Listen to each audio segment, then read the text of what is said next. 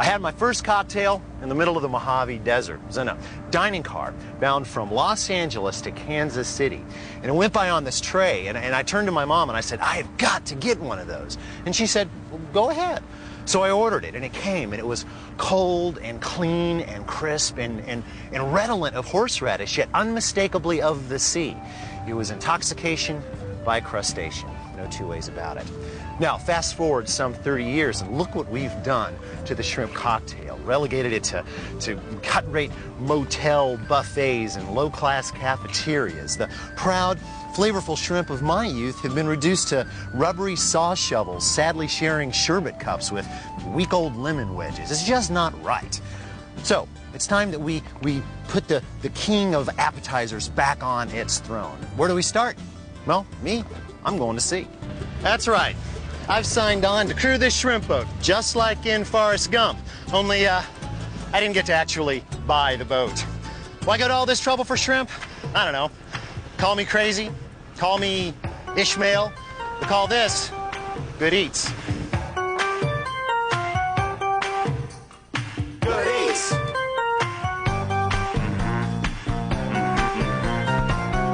As the Nautilus and her crew hit the seas in search of America's favorite arthropod, I busied myself with other crucial duties. There's nothing if not work on a shrimp boat. Now, the shallow waters of the Gulf yield a whopping 200 million pounds of pink, brown, and white shrimp a year. That only scratches the surface of America's 850 million pound a year shrimp habit, which must look to Thailand, Ecuador, and Mexico for imported satisfaction.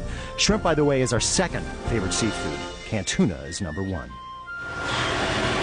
Engine's fixed. I gotta tell you, now I know that your average shrimp trip is not a 3-hour tour.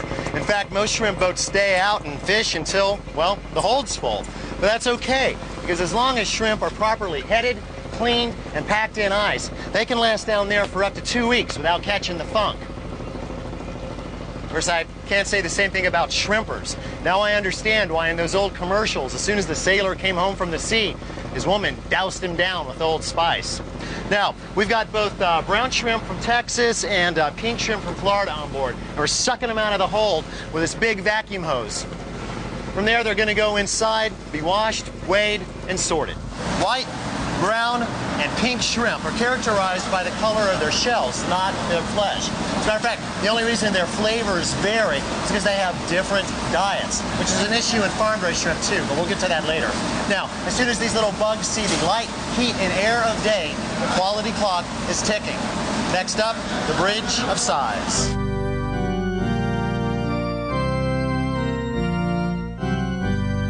As soon as they're off the boat, shrimp tails, called green shrimp in the biz, are sized or sorted into various weight counts. The higher the number, the smaller the shrimp. 60s, 70s, for instance, have 60 to 70 tails per pound, which is pretty small. A pound of 2630s contain at least 26, but not more than 30 tails. 2125s are larger, and 1620s larger still. The biggest have a U in front of the number, signifying that they are less than that number per pound. There are, for instance, 12 or less shrimp in a pound of U12s. Now, there are still a lot of shops out there selling on adjectives like jumbo, medium, colossal. Not only are these terms not standardized or controlled, it's tough to even find two fishmongers who will agree on them. So, if your market doesn't sell by the weight count, feel free to quote Mr. Big, who told James Bond in Live and Let Die, "Names is for tombstones, baby." Of course, I guess those are tombstones, aren't they? Food fascists, fond of preaching that food is either fresh or junk, are dead wrong when it comes to shrimp. In fact, unless you live close enough to the ocean to own your very own pair of Sunday go-to-meeting flip-flops, you're better off buying your shrimp shell on and hard as a rock.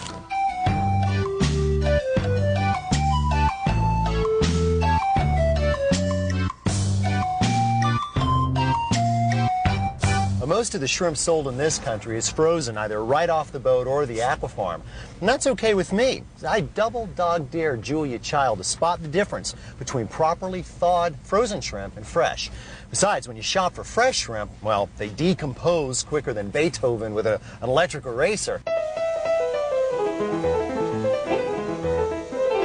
So you got to kind of approach them as you would a used car, with a certain amount of skepticism. You know what? I think I saw my cousin Ray.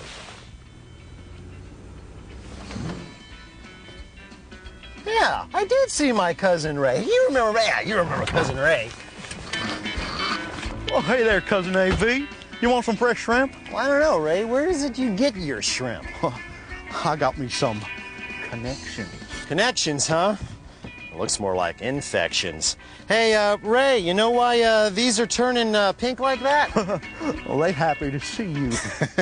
No, actually, they're cooking in the shells. It's too hot out here for shrimp. Oh, they're on ice. Yeah, but it takes a lot more ice than this, Ray. I mean, basically, shrimp contain some proteins that can basically cook at room temperature. And look at this. You know what these black spots are? Yeah, them there's leopard shrimp. No, them there's got melanosis. And basically, it means they've been grotesquely mishandled. Where'd you get this stuff, a bait shop? Oh, who told you that? Well, I think you just did. Oh, look at this. Smell that. That's ammonia, Ray. It's a sure sign of decomposition.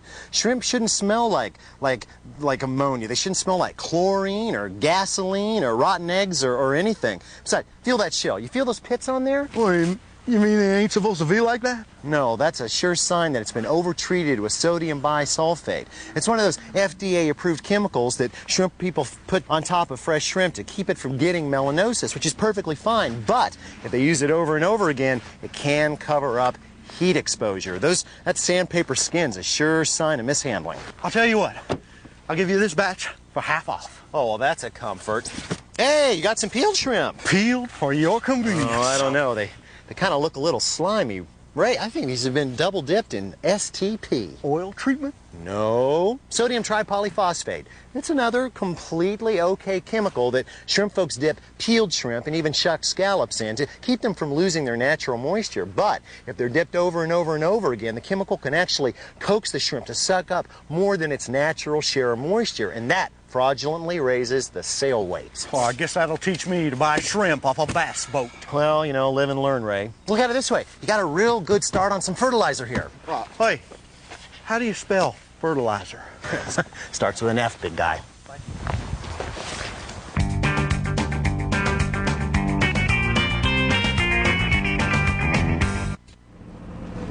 To devein or not to devein? That is the question, often argued by many a shrimp lover. Of course, it's not really a vein that runs down the body of the shrimp, it's actually the digestive tract. But don't go, tell you the truth, as long as you're going to cook the shrimp, there's no real health reason to remove it. And in smaller shrimp, for sauces and pastas, I usually don't, because as you try to get out the vein, you mutilate the shrimp.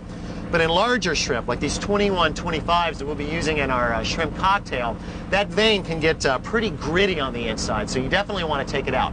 The question then is, how do you get it out of there while leaving the armor on?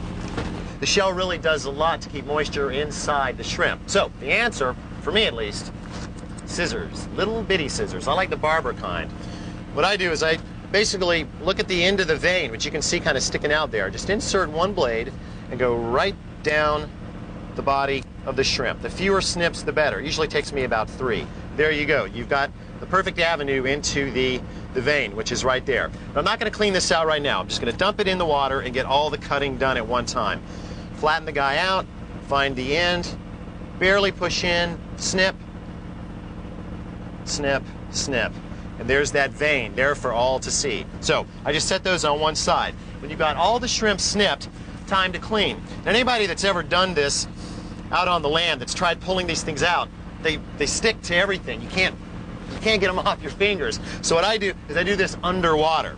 Just grab the shrimp, open them up. Now that's a big one right there. That's a real sand trap. And reach in underwater and just pull it out. Take it over to the side and it'll float to the bottom and you'll be left with a clean shrimp. There you go. When you've got all those done, the next step is, well, what does a 1.5 ounce shrimp have in common with a 15-pound turkey? The answer, of course, brine. Brine, as you may recall from our Thanksgiving show, Romancing the Bird, is just about the best bet that the cooks got to improve both the flavor and the texture of a meat. And the same process works for poultry as it does with crustaceans. Now, to basically review, a brine is nothing more really than a salt-sugar solution. Now, you like kosher salt, of course. When I make it for shrimp, I do it in a coffee pot. I put about a quarter cup of salt and a quarter cup of sugar in the bottom of the pot. Put about a cup and a half of water into the brewer and just let it make a cycle. It's the perfect temperature. It'll melt everything. And then I throw in 2 cups of ice and then just let it chill till I'm ready. Now let's see. We're going to make 4 shrimp cocktails and with about 8 shrimp apiece. So that's 32 shrimp. And since we're dealing with 21 25s, 2 pounds is going to more than cover. As a matter of fact, that'll leave a few for the cook to enjoy. Just be careful to not get any of the veins as you go through this. It won't really hurt anything if you do. Now, obviously a shrimp is a whole lot smaller than a turkey, so instead of sitting in the brine for 6 or 8 hours, this only needs about, well, 20-25 minutes, which is just enough time to make cocktail sauce.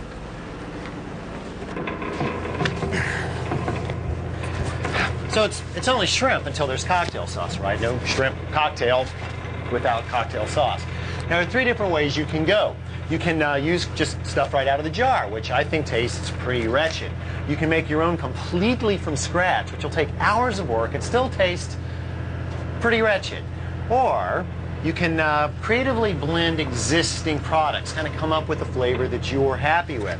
Now, what I like is to start with canned, either whole or diced tomatoes, prepared chili sauce. There's no shame or crime in this, and prepared horseradish. Hey, Al, what's for dinner? Hey, we're having shrimp cocktails. Oh, goody. Okay, the best way to bring this together into a sauce, you could use a mixer or a stick blender, but I like a food processor, like this little mini one. So we're going to go with 1 14.5-ounce can of diced tomatoes, drained very thoroughly, right into there, along with about half a cup of chili sauce. No crime in using chili sauce. And I'm not going to measure, I'm just going to kind of guess. That looks like half a cup to me. You can go more or less depending on what you like. It'll be a little sweeter if you add more. Now, for the horseradish, I like a wallop of horseradish, so I'm going with 4 tablespoons for this amount. You don't like quite that much heat, feel free to cut back. If you like a little more, see professional help. 3, 4. There. Now we go with about a teaspoon of sugar. 1 teaspoon. A few grinds of black pepper. See, I think I've always got some here with me. There you go. Just in case the boat goes down. And half a teaspoon kosher salt. There we go. Now this is either going to blend perfectly or explode into a huge mess.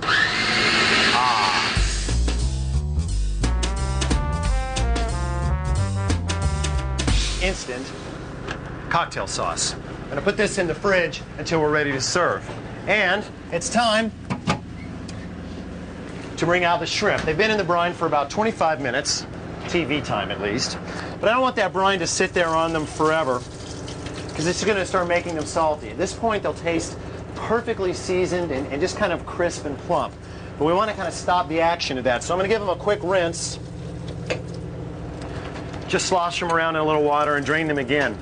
Now we're going to be tossing these in a little bit of oil before they go onto the broiler. So I'm just going to lay them off onto some paper towel to dry. Now you don't have to have the pan to paper towels, but it is a nice touch. So straight onto the paper towels.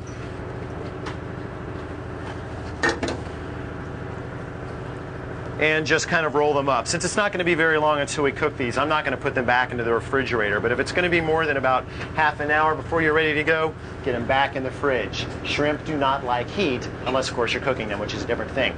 Now when it comes to cooking, I know that the water is the tradition. Everybody wants to boil shrimp or steam shrimp. And we've tried it about 600 ways from Wednesday. Just ask the crew. They're actually threatening to kick me off of this boat if I feed them any more shrimp cocktail.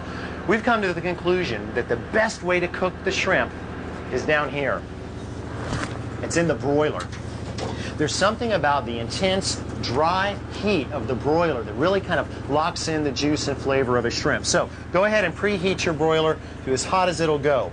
Now, if you don't have an underslung broiler like this one, definitely use the one in the oven. Set your tray to next to the very top position. And what you want to do is you want to go ahead and put in a pan, either a baking sheet or, like we have here, a broiling pan that just stays in the broiler all the time. It's just as important to have the pan lightning hot as it is to have the oven hot.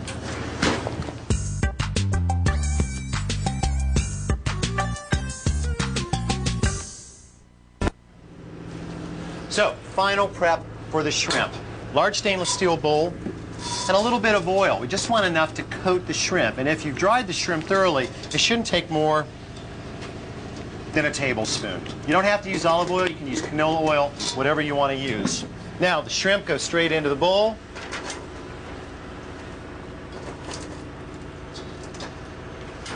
Give them a quick toss, just to get them coated with that oil.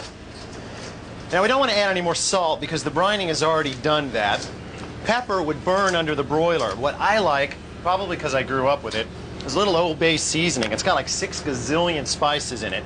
And I like to just scatter some across.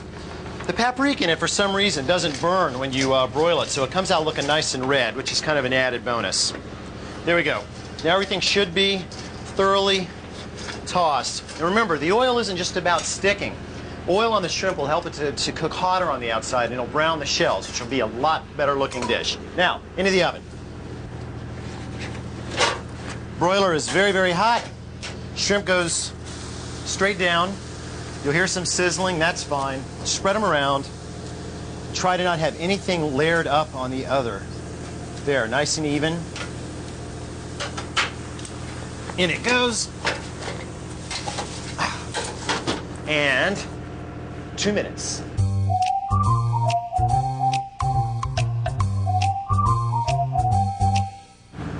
Okay, 2 minutes is up and these shrimp are ready to roll.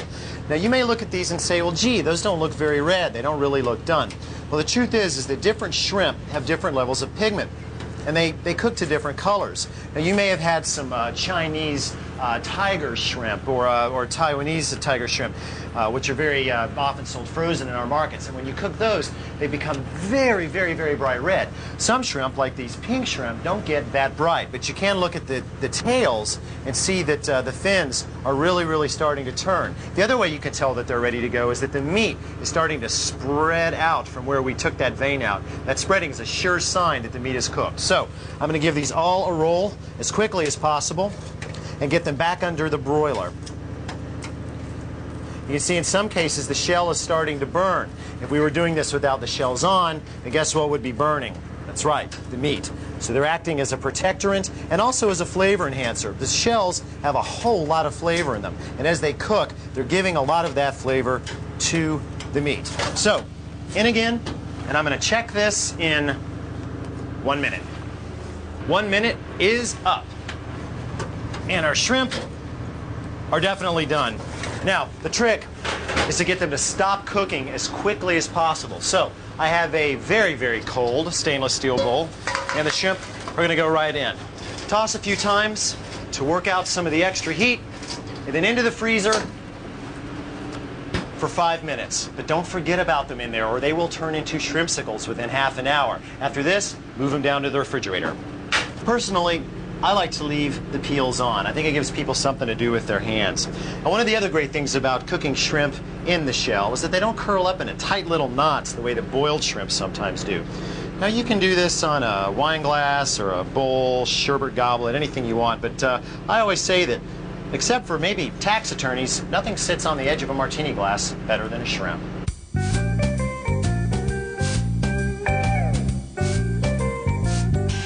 Regardless of what you're looking for in a shrimp relationship, you will find happiness as long as you stick to the Good Eats 12-step happy shrimp plan. 1, when buying, deal in count weight, not descriptive monikers like super, colossal, tremendously big. And avoid any vendor who won't play along with this. 2, also avoid pre-cooked shrimp, always. 3, ponder the best size shrimp for your dish. U10s may be sweet on the grill, but they're not so great in, say, pasta sauce. 4, don't hate a shrimp because it's ugly. Hate it because it smells bad. 5, If Hawaii Five-0 reruns are as close as you can get to the ocean in, say, an hour's drive, you live outside the realm of fresh shrimp. So do what the best restaurants do and buy block frozen shrimp and then thaw it yourself as needed. 6, cook them in the shell whenever possible. 7, brine. It's always in fashion. 8, stick to hot, dry cooking methods, and unless you're serving hot, ice immediately. 9, deveining. It's your choice. And number 10, well, I can't think of any more right now, but give me a week and I'll come up with some more. In the meantime, here's to good eats.